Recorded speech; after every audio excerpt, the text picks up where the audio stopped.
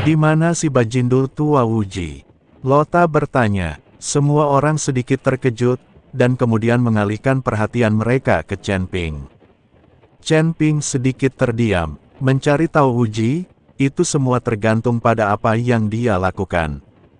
Bukannya aku memanggil Tao Wuji ke sini. Luo Zongfeng, pemuda itu adalah Chen Ping. Ada orang kuat di belakangnya, dan pendeta Tao Wuji juga datang membantunya. Zhongzhu Zhou menunjuk ke arah Chen Ping dan berkata. Luota memandang Chen Ping dengan sedikit rasa jijik di matanya, bajingan tua itu, Wuji, ada di sini untuk membantumu, jadi panggil dia keluar. Dan orang kuat di belakangmu, panggil mereka bersama dan minta aku membersihkannya bersama, agar tidak membuang waktu. Saya tidak tahu di mana Tuan Wuji berada, dan dia tidak di sini untuk membantu saya, Chen Ping menggelengkan kepalanya. Luo Zongfeng, Chen Ping ini hanya akan muncul ketika nyawanya terancam ketika dia akan mati, dan orang kuat di belakangnya akan muncul. Zuo Tian berbisik di telinga Luo Tao, masih mengalami masalah seperti itu.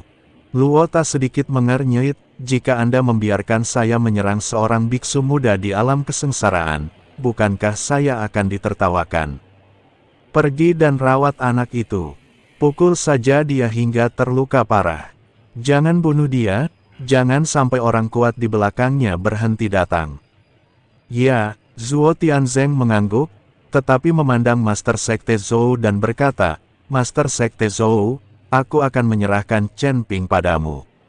Pergilah dan rawat dia. Bolehkah saya pergi? Setelah mendengar ini, Master Sekte Zhou sedikit enggan. Apa, kamu, biksu tingkat 4 di alam Mahayana, tidak bisa menghadapinya di alam kesengsaraan? Zuo Tianzeng menyipitkan matanya dan berkata, pemimpin, anak ini tidak bisa hanya melihat levelnya. Dia bisa bertarung melebihi levelnya. Aku takut, pemimpin Sekte Zhou tidak ingin mengambil tindakan karena dia tahu bahwa Chen Ping tidak bisa hanya melihat alam di depannya. Dan dia masih perlu menghemat kekuatannya untuk digunakan melarikan diri. Apakah kamu tidak memiliki 2 murid lagi? Tidak apa-apa jika kalian bertiga berkumpul. Jika kamu tidak melakukannya, jangan salahkan aku karena bersikap kasar. Zuo Tianzeng mengancam Zhou Zongzhu. Dia hanya ingin membuat Zhou Zong mengambil tindakan dan menyelamatkan orang ini dari selalu berpikir untuk melarikan diri. Melihat ini, pemimpin Sekte Zhou hanya bisa mengangguk setuju, lalu menatap Chen Ping. Nak, apakah kamu berani menantangku? Pemimpin Sekte Zhou bertanya. Chen Ping memandang Master Sekte Zhou dan menggelengkan kepalanya. Apa, kamu tidak berani? Apakah kamu masih ingin memulai pertarungan kelompok? Kalian harus berpikir jernih, jika terjadi perkelahian kelompok, kalian semua akan mati. Kata Master Sekte Zhou, saya tidak ingin memulai pertarungan kelompok, saya hanya ingin menantang kalian bertiga sebagai guru dan murid sendirian. Sendiri, itu benar-benar tidak ada artinya. Chen Ping tersenyum menghina. Sekarang dia telah mencapai alam kesengsaraan tingkat 9, dan pedang pembunuh naga telah dipulihkan, roh pedang Zhongli juga telah pulih, jadi Chen Ping sama sekali tidak meremehkan biksu tingkat 4 dari alam Mahayana. Nak, nadamu sangat keras. Kamu ingin aku menghancurkan yang mulia. Ketika Tianxia melihat Chen Ping meremehkan guru dan muridnya, dia langsung menjadi marah. Pedang berwarna merah darah langsung muncul di tangannya, dan dia melompat dan langsung menuju Chen Ping. Ya Tuhan, jangan gegabah. Melihat ini, Master Sekte Zhou dengan cepat meneriakkan pengingat. Tapi saat ini, Tianxia sudah menyerang Chen Ping. Pedang berwarna merah darah di tangannya memadamkan ribuan lampu merah dengan satu serangan. Di alam Mahayana tingkat kedua, dia dianggap sebagai master di dunia para dewa dan manusia. Hanya serangan pedang ini yang membuat ekspresi banyak orang sedikit berubah. Tuan Chen, izinkan saya membantu Anda. Xiao Jian melihat ini dan ingin membantu Chen Ping memblokir kejahatan ini. Kekuatan Xiao Jian lebih tinggi dari Tianxia, jadi jika kita bertarung, dia pasti tidak akan kalah. Tidak perlu, ini hanya alam Mahayana tingkat kedua. Setelah Chen Ping selesai berbicara, dia mengayunkan pedang pembunuh naga di tangannya. Engah, saya melihat pedang melintas dengan cepat, dan tubuh Tianxia langsung terbelah menjadi dua bagian. Darah muncrat, dan organ dalam berserakan di lantai. Seorang biksu tingkat 2 di alam Mahayana dibunuh oleh Chen Ping, biksu tingkat 9 di alam kesengsaraan, hanya dengan satu lambaian tangannya. Kesenjangan kekuatan ini membuat banyak orang tercengang. Lagi pula, banyak orang belum pernah benar-benar melihat kekuatan Chen Ping. Tianxia, melihat ini, mata pemimpin Sekte Zhou dan Tianluo tiba-tiba memerah. Zhuo Tianzeng sedikit mengernyit dan tampak khawatir. Tapi Narota tersenyum dingin, anak ini agak menarik. Nak, tolong berikan nyawa muridku. Mata pemimpin Sekte Zhou memerah, dan pedang tiba-tiba muncul di tangannya, menyerang ke arah Chen Ping. Melihat ini, Tianluo juga mengangkat pedangnya dan melangkah maju, dan keduanya menyerang Chen Ping bersama-sama. Pedang Sekte Master Zhou memancarkan cahaya dingin, pedang itu sekuat badai yang dahsyat, dan setiap gerakan mengandung fluktuasi kekuatan spiritual yang kuat. Tianluo, sebaliknya, lincah dan bergerak seperti hantu, mencari peluang untuk menyerang. Chen Ping memasang ekspresi tegas di wajahnya, memegang pedang pembunuh naga dan berdiri diam. Matanya menunjukkan tekad dan kepercayaan diri yang tiada taraf, seolah musuh di depannya sama sekali tidak bisa menjadi ancaman baginya. Pemimpin Sekte Zhou adalah orang pertama yang bergegas ke depan Chen Ping, dan menebas dengan kekuatan kekerasan dengan pedang di tangannya. Sebelum pedang itu tiba, energi pedang yang kuat telah menyebabkan retakan muncul di tanah. Chen Ping tidak panik, berbalik sedikit ke samping, dan dengan mudah menghindari pukulan itu. Zhongzhu Zhou meleset dari sasaran dengan satu pukulan dan segera mengubah serangannya. Pedang itu tersapu dalam upaya untuk memotong pinggang Chen Ping. Mata Chen Ping menyipit, dan dia dengan cepat mengayunkan pedang pembunuh naga di tangannya, bertabrakan dengan pedang Master Sekte Zhou. Kapan? Dampak tajam bergema di langit, dan dampak yang kuat membuat Master Sekte Zhou mundur beberapa langkah, tetapi Chen Ping tetap tidak bergerak. Pemimpin Sekte Zhou terkejut. Dia tidak menyangka bahwa Chen Ping, seorang biksu di alam kesengsaraan tingkat 9, benar-benar dapat bersaing langsung dengannya, seorang Master Alam Mahayana tingkat keempat, dan dia tampak begitu santai. Tapi saat ini, pemimpin Sekte Zhou begitu diliputi amarah sehingga dia tidak peduli dan mengayunkan pedangnya untuk menyerang Chen Ping lagi. Tianluo juga mengambil kesempatan untuk menyerang dari samping saat ini. Pedangnya licik seperti ular berbisa, menusuk bagian vital Chen Ping. Chen Ping mendengus dingin, membalikkan tubuhnya sedikit, dan mengayunkan pedang pembunuh naga seperti kilat, secara akurat memblokir serangan Tianluo. Tianluo merasakan kekuatan besar datang dari pedangnya, membuat lengannya mati rasa. Ketiganya langsung bertarung bersama, bayangan pedang terjalin, dan kekuatan spiritual meluap. Orang-orang di sekitar menyaksikan pertempuran sengit ini dengan gugup, tidak berani mengungkapkan kemarahan mereka. Mereka dikejutkan oleh kekuatan Chen Ping. Seorang biksu di alam kesengsaraan tingkat 9 benar-benar bisa bertarung dengan Master Sekte Zhou, yang berada di alam Mahayana tingkat keempat, dan Tianluo, yang berada di alam Mahayana tingkat kedua. Dunia, Chen Ping menjadi semakin berani saat dia bertarung. Pedang pembunuh naga sepertinya memiliki kehidupan di tangannya, dan kekuatan pedang menjadi semakin kuat. Pedang pembunuh naga di tangan Chen Ping berkilauan seperti bintang, mempesona orang.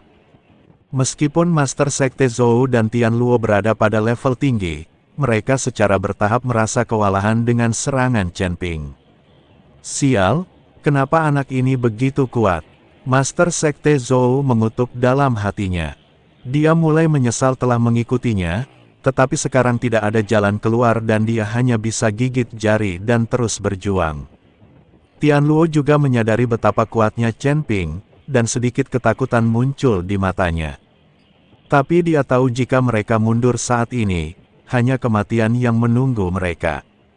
Jadi, dia mengertakkan gigi, mengangkat pedangnya lagi, dan bersama dengan pemimpin Sekte Zhou melancarkan serangan yang lebih kejam terhadap Chen Ping. Membosankan, aku tidak akan bermain denganmu lagi. Setelah Chen Ping selesai berbicara, dia mengayunkan pedangnya ke arah Tian Luo tanpa ragu-ragu, dan pedang pembunuh naga itu tertusuk seperti kilat. Tian Luo tidak punya waktu untuk bereaksi, dia hanya merasakan hawa dingin di dadanya saat pedang pembunuh naga menembus dadanya. Matanya membelalak, wajahnya penuh rasa tidak percaya, seteguk darah muncrat dari mulutnya, dan dia perlahan terjatuh.